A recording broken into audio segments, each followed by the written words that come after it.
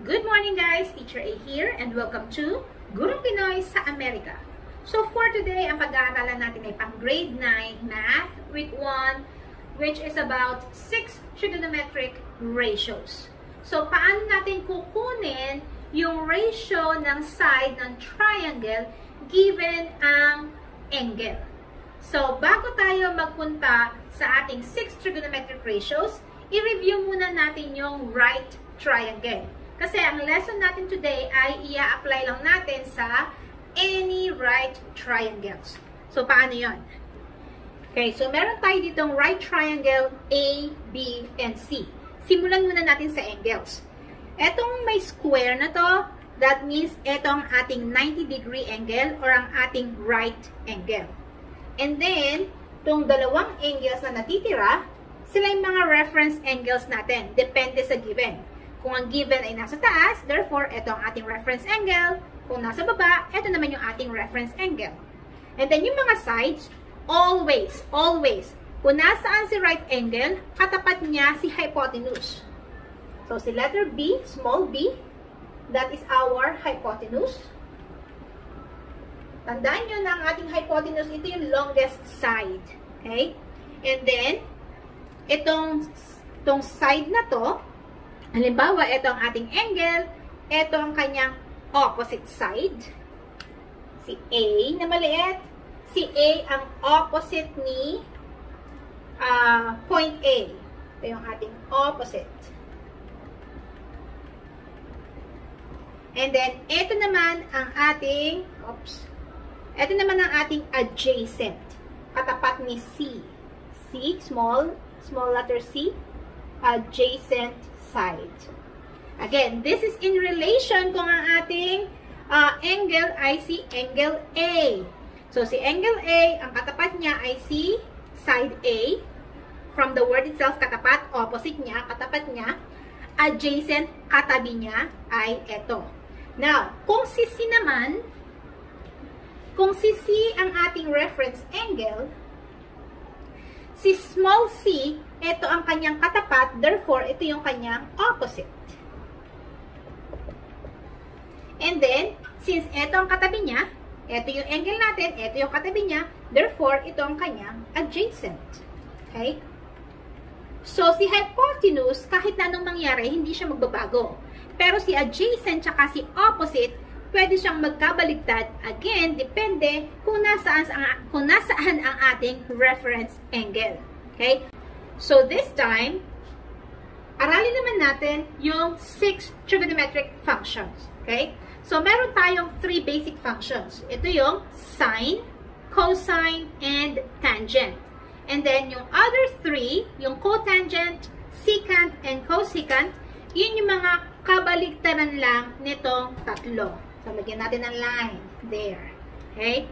So, kapag sinabing sine, ang symbol niya ay S-I-N.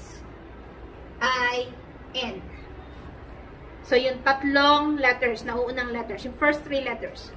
Cosine is C-O-S. Tangent is tan, T-A-N. Cotangent is C-O-T. Secant ay sec, S-E-C. And si cosecant, hindi siya pwedeng C-O-S kasi kay cosine na yon. So, ang symbol nito ay C-S-C. So, paano natin kukunin yung ratios ng sides ng mga functions natin given yung ating angle theta dito sa ating right triangle? So, as you can see, kung ito ang ating reference angle, itong angle na to, which is angle theta, ang katapat ni angle ay itong side na to. So, therefore, ito ang ating opposite. Give me a sec. O-P-P. O-P-P. Opposite. So, yun yung katapat niya. And then, yung katabi niya, so, ito si angle, katabi niya, itong ating adjacent side. And katulad na sinabi ko sa inyo kanina, yung katapat ng right angle, hindi siya magbabago no matter what. Ito yung ating hypotenuse. There. So, pag kinuha natin yung value ng ating angle theta, so si sin theta is equal to opposite over hypotenuse. So, ito yung sine natin. Ito yung ating angle, sine theta. So, ang measurement niya ay ang measurement ng opposite side over measurement ng ating hypotenuse. Si cosine theta naman ay si adjacent over hypotenuse. Again, cosine theta, ang measurement niya ay adjacent over yung measurement ng ating hypotenuse. And then si tangent ay, so tangent theta is equal to opposite over adjacent. Okay? So, dito, sa lesson na to, mahalagang malaman nyo lang itong tatlong basic. Kasi katulad na sinabi ko kanina, yung tatlo sa ilalim, mga kabaliktaran lang nila. So, para madali nyo matandaan yung 6 trigonometric ratios natin, ay meron tayong parang abbreviation na, so, sine is, cosine is, tangent is, so ano itatandaan natin? It's SOHCAHTOA. Again, that's SOHCAHTOA. Which means, pag kinuha mo si sine, ang ratio niya ay ang opposite side over hypotenuse. Kapag si cosine ang hinahanap mo, that's adjacent over hypotenuse, ka. And then kapag naman si tangent ang hinahanap mo, that's opposite side over the adjacent side. So, TOA. So, tandaan, again, kahit nag-aaral ako nung college, nung high school, ito yung aking tinatandaan lang pag ang lesson namin ay about the 6 trigonometric functions. SOHCAHTOA. Okay, SOHCAHTOA, sine opposite over hypotenuse, cosine adjacent over hypotenuse, tangent is opposite over adjacent. Now, paano naman yung tatlo? So, this is cotangent, theta, secant theta, cosecant theta. Si cotangent ay kabaliktaran lang ni tangent. So, kung si tangent ay opposite over adjacent, therefore, si cotangent ay adjacent over opposite. Okay? And then, si cosine ay kabaliktaran lang ni secant. Which means, kung ito ay adjacent over hypotenuse, ang ating secant ay hypotenuse over adjacent. And then, ang ating last one, si cosecant ay kabaliktaran lang siya ni sine. So, kung si sine ay opposite over hypotenuse, si cosecant ay hypotenuse over opposite. Yan. So, medyo nakakalito, medyo overwhelming siya kasi madami. Pero again, tandaan lang si SOHCAHTOA. Okay? SOHCAHTOA. Now, paano natin i-apply itong mga ratios na to para makuha yung measurements ng mga angles natin? Okay? So, let's have example number 1. Okay, example number 1. Suppose meron tayong right triangle na LOY, wherein yung mga measurements ng mga sides ay, itong side na to ay J, ito ay I, yung ating hypotenuse ay H. Given ang reference angle na to, itong nasa baba, angle theta. So, ano-ano yung measurements ni sine, cosine, tangent, cotangent, secant, and cosecant? So, etong ginagawa ko lagi kapag, nung nag-aaral pa ako, kapag may test or whatever, or activities, nilalagay ko na sa kahit sa anong side ng papel ko yung SOHCAHTOA para hindi ko siya makakalimutan. So, tip ko lang sa inyo, if ever na ganito lesson nyo, ilagay nyo agad yung SOHCAHTOA anywhere doon sa papel nyo para lagi nyo siyang makikita at matatandaan. Okay? So, sine. Mula dito sa ating pinapamemorize ko sa inyo, it's opposite over hypotenuse. So, ang ating opposite ay, since ito ang ating angle, yung katapat niya, inay muna natin, yung katapat niya is si J. Okay? So, ito ang ating opposite. Kasi ito yung angle natin eh. So, ito yung katapat niya. And then, yung katabi niya, yung adjacent niya ay si I. And as always, sabi ko sa inyo, hindi magbabago, yung hypotenuse natin, yung katapat ng ating right angle, ay si H. There. So, nilabel ko lang siya para madali nating masagutan yung 6 na trigonometric functions. Okay? Or ratios. So, sin theta, opposite. So, si opposite natin ay si J.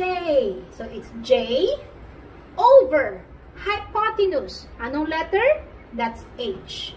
So, therefore, si sin theta is equal to J over H. Okay? Next, cosine theta. Cosine. Adjacent.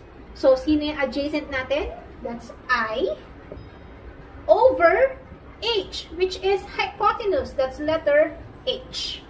So, ang cosine theta natin ay I over H. And then, tangent, si tangent natin, TOA, it's opposite.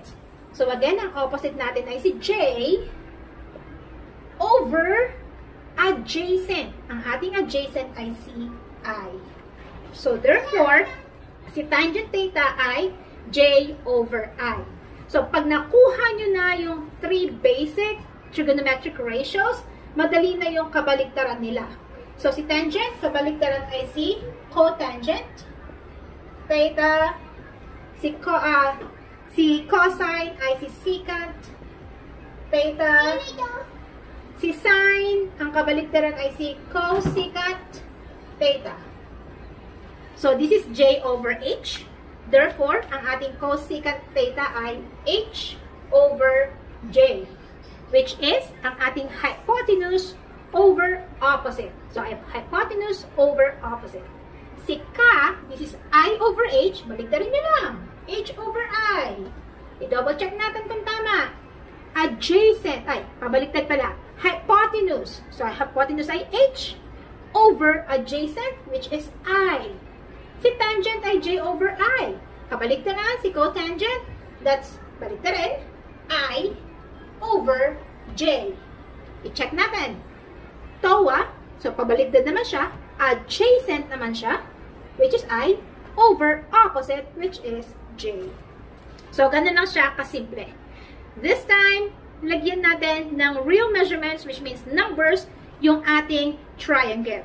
Paano natin kukunin ang ating 6 trigonometric ratios?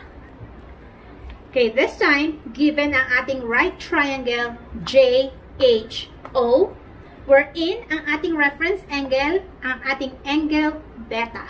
Okay? So, since ito ang ating reference angle, bago natin kunin yung measurements ng ating 6 trigonometric ratios, i-label muna natin yung ating mga sides. So, since ito ang ating reference angle, yung katapat ng ating reference angle, yun yung ating opposite side.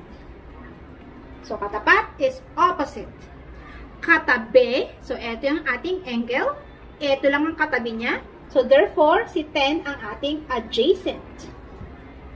And of course, itong katapat ng ating right angle, hindi magbabago kahit saan mapunta ang ating reference angle.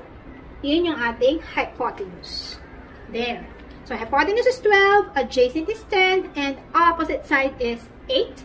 This time, makukuha na natin yung measurements ng ating 6 trigonometric ratios.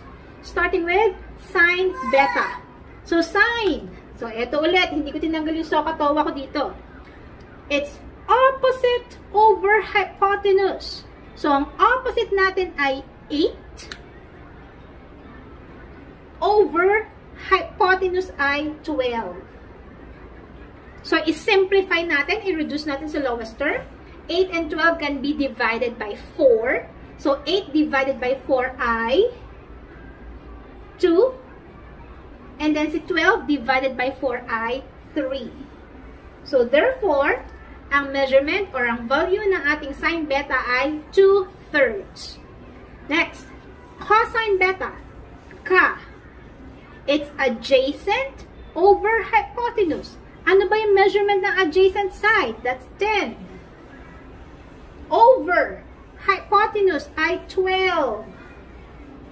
Or 4. Simplify natin. 10 tsaka 12, i-divide natin sa, saan pwedeng divide? By 2. So, 10 by 2 is 5. 12 by 2 ay 6. So, therefore, ang cosine beta natin ay 5/6 or 5 over 6. Next, tangent beta. TOA. It's opposite. Ano yung opposite? It's 8 over adjacent. Si adjacent ay 10. Simplify natin or reduce natin sa lowest term. Si 8 tsaka si 10, pwedeng i-divide sa 2 ulit. So, 8 divided by 2 ay 4. 10 divided by 2 ay 5. Therefore, si tangent beta is equal to 4/5. So, this time, kunin na natin yung kabaligtaran ng ating basic trigonometric ratios. Okay? Starting with katapat ni, or what is this? Ka-opposite ni tangent beta, si cotangent. So, we have here, cotangent beta. So, kung 4 over 5 siya, baliktarin lang natin, that is 5 over 4. Double check natin. So, si tangent, opposite ni cotangent. So, it's adjacent, which is 10, over opposite, which is 8. So, 10 over 8 divided by 2. 10 by 2 is 5. 8 by 2 is 4. So, tama tayo. Cotangent beta is 5 over 4. Kabaligtaran naman ni cosine beta ay si secant beta. Secant beta. So, si cosine ay 5 over 6. Therefore, baligtarin natin. Ito naman ay 6 over 5. I-double check natin kung tama. So, it's h over a hypotenuse, which is 12, over adjacent, which is 10. So, 12 over 10. Simplify, reduce the lowest term. 12 divided by 2 ay 6. 10 divided by 2 ay 5. And then, si sine beta, kabaligtaran naman ni cosecant beta. So, kung si sine ay 2/3, therefore, baligtarin natin, get the reciprocal, 3 over 2 naman, or 3/2 si cosecant beta. Paano yan? TOA. So, baligtarin natin, it's adjacent naman, over opposite. So, 10 over 8. Simplify si 10 over 8. Ay, 8. Sorry. Sine pala tayo. Opposite over hypotenuse. Ano ba yan?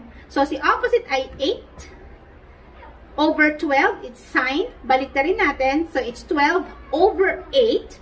12 and 8 is simplify natin. Divide by, pareho sila, by 4. 12 divided by 4 ay 3. 8 divided by 4 ay 2. Pasensya na. Medyo kinagabit lang ako ng bata. So, therefore, ito yung measurements ng ating 6 trigonometric ratios. So, kung natuto kayo sa ating lesson today, kung nalinawan kayo, kindly give me a like para i-share to the YouTube sa iba. So, that's it. See you on my next video. Paalam!